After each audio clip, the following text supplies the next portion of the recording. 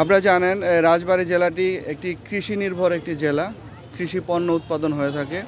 মূলত আমাদের এই মেলাতে ২৭টি স্টল আছে এবং মোস্টলি সবগুলো স্টলই কৃষি থেকে তৈরি পণ্য তারা এখানে প্রডিউস করে এনেছে এবং আমরা এগুলোকে প্রমোট করতে চাই, বিশেষ করে পাটজাত পণ্যগুলো।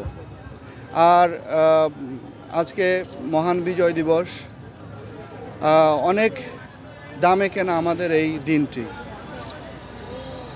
সেই এত রক্তের বিনিময়ে যে দিনটি আসলো, যে স্বপ্ন নিয়ে জাতির শ্রেষ্ঠ সন্তানরা সেদিন তাদের রক্ত দিয়েছিল, আত্মাহুতি দিয়েছিল, সম্ভ্রম হারিয়েছিল আমার মা বোনেরা।